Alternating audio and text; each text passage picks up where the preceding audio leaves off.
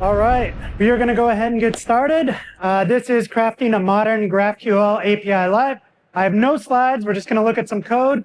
We have 20 minutes to create a working GraphQL API in Spring, so we'll do that. If you want to check out the code, if you go to github.com/danvega, there's a Spring 1 books repo that has all the code we're going to go through today. But with that, let's go ahead and get started. So the first thing we're going to do is head over to start.spring.io. We're going to create a new app. I'm creating a Java app using Maven, the latest version of Spring Boot. I'll fill in some metadata here. We'll say dev.danvega. We'll call this sbooks. And I'm going to add some dependencies. So the first one I'm going to add is the web dependency. When we're building out a GraphQL API, we have a few different transports that we can select from. We can use HTTP, we can use WebSocket, we can use RSocket. I'm just going to build a simple web app today. The next dependency that we'll use is Spring for GraphQL. So in the GraphQL world, there's a specification, which I really love, because this means that as you kind of move through languages, whether we're in Java or JavaScript or any other language, they're following a specification. So everything should feel pretty familiar. So in the Java world, the GraphQL Java project is the one that implemented the spec back in 2015 when Facebook open sourced GraphQL. So we're going to use that. And this was a really good synergy, collaboration between the Spring team and the GraphQL team. Then any other dependencies, whenever I'm starting a new Spring app, I always reach for the Spring Boot actuator and the dev tools. And the dev tools will give us a couple of things. One, it allows that automatic restart, but it also gives us some sensible defaults. And in the GraphQL world, we'll have a couple of things that we don't need to set up here when we're just kind of developing locally. So with that, I can generate a project. It'll download a zip. I can open up in whatever ID I want. I'm using IntelliJ today. And I have a little handy script to make sure we do all of the things we need to do. This is kind of the boilerplate code. I haven't changed anything here. If we go ahead and run this application, we just want to make sure the application starts up fine. And it does. And I can just minimize this because as we change code, it'll go ahead and restart for us. So the first thing that we want to do is when we talk about GraphQL, we take a schema-first approach, which means we're going to define our schema first before we kind of define any of the Java code that interacts with it. So in Spring, we have this GraphQL folder. We can create a new file here. And I can call this anything. I can even split up multiple schemas. I'm just going to create one schema today. The important part here is that it ends in GraphQL S. That's how we kind of find it. And I have a little bit of a starter here that is going to help us kind of outline some things. So when we're creating a schema, the first thing that we can talk about, kind of the building blocks of a GraphQL schema, are the object types. And these are the things we're modeling in our application. So for this simple example, we're going to be dealing with books and authors. So we need to define a couple of object types. So I'm going to start with type, and we'll call it book.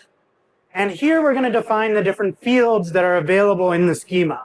So for book, we're going to have a couple of different things. What is on the left is the name of the field. What is on the right is the type. So I can give it a type here. The nice thing about GraphQL is out of the box, there's only 5 different types that we can work with. ID, which is like a unique ID. We have int, float, boolean, and string. Now, if we need more, and we will as we start building larger applications, there are custom scalar types that we can use, and those come from the GraphQL Java project, which you have available here. We're going to start with these. So ID is the type. The exclamation point says this is not going to be null. We don't need to deal with nulls. We always know that we're going to have a value. So I'll create a couple more. So we have title, and this will be a string. We'll have author. So this will be another object type. So we can reference other things like interfaces and other object types. In this case, it's going to complain because we haven't defined the author type yet. And we'll have a published year, which will be an int. So we've defined the book. Now we want to define the author type. So we say type, author, whoops. And then we define some fields for this. So I'm going to have ID. This is going to be an ID again. I'm going to have name, which is a string. And then I'm going to have books, which is going to be a collection of the books for that author. Now, the way we denote a collection in the schema is by using these brackets. So I could say this is going to be a collection of this type called book, and it's not going to be null. It could be empty, but it's not going to be null. So those are kind of the basic building blocks. We call them object types or also output types. So now that we have those, we can start to talk about another fundamental type, which is called an operation type. So we have three types in GraphQL, which is query, mutation, and subscription. A query is a way to get data out. So I want to find a list of books. I want to find a single book by an ID. Mutations are I want to change data. I want to be able to add a new book, update one, delete one. And subscriptions are kind of like a query, but they're for long polling. So think of like your traditional stock ticker, where you want to keep that connection open so you can keep getting data about updated prices. So I'm going to define a query. So I come in here and say type query. And again, what's on the left is the name of the field. What's on the right is the type. So I'm going to define one called books. This is a way to get a collection of books. And this will bring back a collection of books. I'm also going to define one called book, where we can take in an argument. And the more we start building out these GraphQL APIs, these arguments are how we start to build out this graph. So the field name for this is going to be ID. The type is ID. And the exclamation point says, hey, if you're going to pass me an ID, I need you to pass me something. I won't accept a blank ID here. And what this is going to return is a book. So this is for this simple application, that is kind of all we need to get started. We've defined our schema. So I'm going to go ahead and rerun this application. And I want to show you a nice feature of Spring for GraphQL, which is the schema mapping inspection report. So we've defined our schema, but what this is going to tell us is like, hey, you have some unmapped fields in here. We have these queries called books and book. And there are no associated data fetchers, or they call them data resolvers in GraphQL. There's no code backing this schema. So if somebody requests this books, I have no code to kind of tie this to it. So I need a way to like invoke some code when somebody accesses that. So that brings us to heading over to kind of the Java side of things. So in Java, I'm going to create a couple of types that kind of mirror those. So I'm going to create a book, and this will be a record. And I have some shortcuts because we are low on time. And so I have a book here. This is just a record with those same fields. Now this is kind of important. In this simple example, we have the same fields in the Java class that we have in the schema. But in the real world, I might have a book class that has like 40 fields. On the schema side, I don't always one-to-one map those, right? Because the schema is what is being made publicly available to whoever is consuming that. And I may not want to map all of those to the public. So that's why we kind of start with that schema-first approach. So I have a book. I need an author. So I'm going to say author. This is going to be a record. And we'll say author. Cool. So now we have our book and an author. I'm going to close those out. We need a way to put some data in the application. So I'm going to create a simple service class that basically gives us a bunch of books. So I'm going to say book service. And I'm going to say service. And really all this does is define a bunch of data. One of the interesting things about GraphQL is it really lends itself to pulling data from multiple sources. So I may talk to a database to get some data. I may talk to another service to get some data. I may talk to some in-memory cache. Because we have 20 minutes, I've just kind of hard-coded some books in here. And then there are some methods in this class to like, give me all the books or give me a single book. This is just acting as like a repository. So with that, I can go ahead and create a book controller. So let's say book controller. And we'll say SLB, book controller start. And then what this is doing, just a simple class here, annotated with @controller. This is the class, whenever you see an @controller annotation, this is where we are looking for those mappings to the schema. And so right now we have no mappings. We have that book service. We have this method here to like find all. So it'll ask the book service for all the books, but we've not connected this to our schema yet. So we can do this a couple different ways. I can come in here and say, use the @schema mapping annotation. And from there, I can give it a type. So we learned that there are 3 operational types: query, mutation, and subscription. So I can come in here and say that this is a query. And then the value is the name of the field in the schema. And if you saw in my ID, a little icon popped up. There's a nice plugin for Spring for GraphQL. And that basically says, okay, I see a mapping now. We mapped something. So I can navigate over to the schema. I see that that method is basically tied to this field, and vice versa. I can jump back to there. So this is a little verbose. I don't like this. If I wanted to like simplify this a little bit, there are some special mappings, annotations. So query mapping, mutation mapping, subscription mapping. You'll see that gutter icon went away. I could pass in a name here, so I can say the value for this is books, and that comes back right away. But I can also do something here, which is if I name the method the same name as the field in the schema, now it's kind of connected those two. So now when I request the books field through the schema, this is the method that gets invoked. So we can do the same thing for book here. We can say add query mapping annotation. And another thing that's important here is this argument annotation. This is what binds the GraphQL named argument to the method parameter.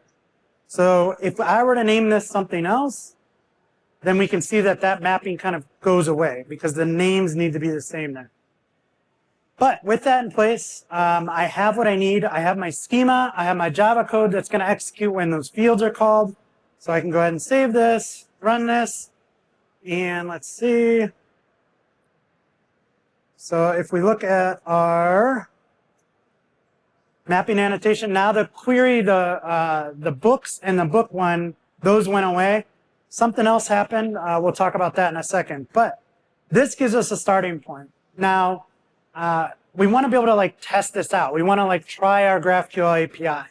If you start messing around with GraphQL in the public, there is a tool called GraphiQL. So if you go out to like GitHub and you want to test out their API, they have a tool called GraphiQL. You can enable this in your properties because we turn this off by default because we don't want you taking this to production and having this interface out there, right? But because I'm using the dev tools, that's one of the things it does. It sets some sensible defaults for development. So this is automatically enabled for me in development. What this allows me to do is go to localhost 8080, and I get this nice tool to kind of play around with my schema.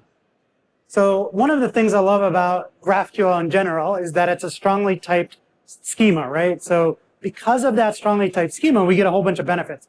One of which is documentation. How many times have you like pulled up some kind of REST API and then figured out like, I don't know how to use this. I got to Slack somebody.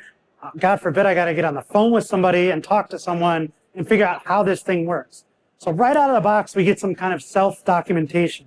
So this tells me here are all the types in here. Here are the operation types, one of which is query. I see that I have this query called books that returns a collection of books, and I see all the fields that are available. So now I can start to like play around with this. So I can say query, and I can start to access it. As I start typing, again, that strongly typed schema gives me some IntelliSense into that schema. So I can say books. Now here's where the big kind of differential, there's a bunch of pros to GraphQL, but one of which is when we ask for a REST API, we may get back 40 fields, right? And we have no control over this. And this usually what ends up being an explosion of API endpoints because some other team will come to you and say, that endpoint doesn't really work for me. I need it like a little bit different and a little bit shape of the data in a different shape. Whereas in GraphQL, there's an API and you can ask for specific data and you have to be specific. So in this case, I want to say, I want the ID. And again, we're getting IntelliSense. I want the title of the book. I want the author. But now author is also a type. We can't just say, give me all of the author information. I got to be specific with what I want from the author. So I can say name, and then there's also a published year. So now I can go ahead and execute that, and it's going to give me a preview of what would come back from that API call. Now, if you're in here and, oh, maybe I'm kind of new to GraphQL and I don't know how to type out some of these queries, this tool will also help you with that. If you go to this Explorer, I could say that I want to find a book with an ID of 1. From the author, I also want the ID, the name, the ID of the book, the publisher, and the title. And you see it kind of writes that query out for you, which is really nice. So if I go ahead and execute that, then we get back that query. Cool. So now what we've done, I want to kind of continue here. I have this books, and all I can get back now is a list of books. What if I wanted to do some filtering on this? So my first inclination here might be, well, let me pass in a filter. And you know what? That book type that we've declared earlier seems like a good candidate. Let me go ahead and just pass in a book. So it's going to give us an argument, and it's going to say, hey, that book type is not an input type. So object types are output types. When we want to declare something as an input type, we have to declare an input type. So this is another kind of component of building a schema, which is an input type. And I can say, I need a book filter. And this book filter is going to have an author name, which is a string, and a published after, which is an int. All right? Now I can go ahead and pass this in as a filter. So back in my book controller, instead of this method that is just getting all of the books, is it that one? No.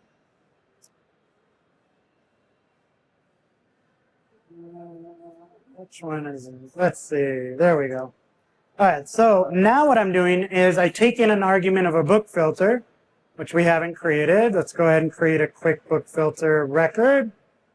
And this will just kind of have the same properties that that input type had. So there's that. So I take in a book filter. If it's null, I'm just going to return all the books. If not, I may want to do some matching on the author name or the published after to do some filtering. So now let's rerun this again. And now I can go back over here and I can refresh this. So anytime your schema changes in the UI here, you can just refresh this and that'll kind of come over here. And now we can see that it takes in a filter. So I want to pass in a filter of an author name. And maybe we'll say Josh here. And then we got to be clear on what we're going to return. So again, I want the ID, the title, the author, maybe the ID and the name, and then maybe the published year. So now I can come in here and filter by that. And you see through that search, I got 2 results back. Cool. So that's filtering. I want to take a look at one more kind of feature, which is everything we've done so far has been on the book. What if I wanted to get a collection of authors and then their books associated with them? So I can come in here and say, I want to have something called authors, which is going to return a collection of authors, and then authors has something called books on it. So if I go back to my controller, I'm going to remove this just so we can stay clear here. So now I also need an author query. This is going to return all of the books. But the books, there is no way to get books. We could have some kind of fetcher to go out to like some database or some other microservice. In this case, I'm going to define one here. So I'm going to say n+1. And this books matches that field in the schema. And so this is just going to load all of this. Now, by the little bit of comment in there, you may know what's going to happen here, but this is going to create a problem. So if we run this, and we go back over to here, and we refresh, and we say authors. From the authors, I want the ID, the name of the author, and then from books, I want the ID, the title, and the published after. If we go ahead and run this, everything's going to work fine. But if we see in our console here, we've basically done a fetch for every single author. So when we get an author, we go fetch their books.